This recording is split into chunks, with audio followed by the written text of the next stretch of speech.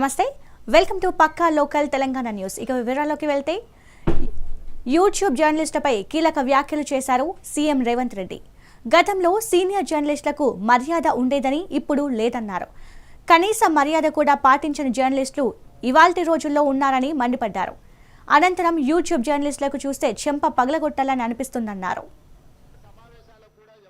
వాడు లోపలికి వచ్చేసి మీకంటే ముందల కుర్చీలో కూర్చుంటాడు. ఇంతకుముందు నేను చూస్తున్నాను, ఒక 15 సంవత్సరాల క్రితం నేను ప్రజాప్రతినిధిగా ఎన్నికైనప్పుడు పత్రికా సమావేశాలు పెడితే సీనియర్ రాగానే సీనియర్ జర్నలిస్ట్ ఏ పేపర్ అన్నా ఉండని, లేకపోతే ఏ టీవీ అన్నా ఉండని, జూనియర్స్ ఎవరైనా ఉంటే సీనియర్స్ వస్తే ముందల సీట్లో కూర్చున్న వాళ్ళు కూడా లేచి వాళ్ళకి సీట్ ఇచ్చి వెనక్కి వెళ్ళి కూర్చునే వాళ్ళు. ఒకవేళ సీట్ లేకపోతే పక్కకు నుంచొని నోట్ చేసుకునేది.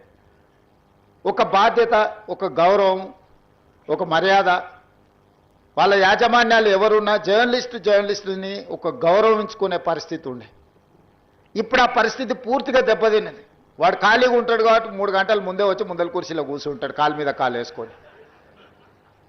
వాడికి ఆ వచ్చిన సీనియర్ జర్నలిస్టు వాళ్ళ జీవితాన్ని మొత్తం జర్నలిజంలో కలిపినరు. వాళ్ళు సిన్సియర్గా ప్రజా సమస్యల్ని విశ్లేషించడానికి, పరిశోధనలు చేయడానికి, వాళ్ళ జీవితాన్ని, ఆరోగ్యాన్ని ఫనంగా పెట్టి, కుటుంబాలను కూడా ఫనంగా పెట్టి ప్రజల సమస్యలను తెలుసుకోవడానికి ఎక్కడెక్కడనో మారుమూల ప్రాంతాలకు వెళ్ళి రోజుల కొద్దీ ప్రజలలో మమేకమై ఆ సమస్యల్ని తెలుసుకొని వాళ్ళు రాసిందన్న సంగతి, పాలకులు చేస్తున్న తప్పులను పట్టుకోవడానికి నిరంతరం శ్రమించి విశ్లేషించి, మన ప్రాంతంలో జరిగిన విద్యుత్ ఉద్యమాల వెనుక ఇంత కఠోరమైన దీక్ష జర్నలిస్టులది ఉన్నది.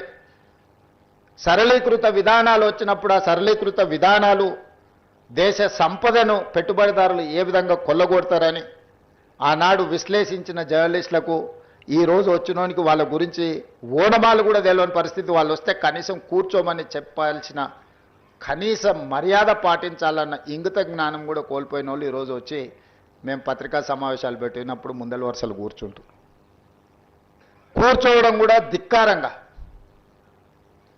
మన మీదో లోకు అయినట్టు వాడేదో మన మీద పెత్తనాన్ని చెలాయించడానికి వచ్చినట్టు మన కళ్ళకు చూస్తుంటాడు. ఇంకా నువ్వు నమస్కారం పెడతలేవు, నన్ను చూసి తల ఉంచుకుంటలేవేందని.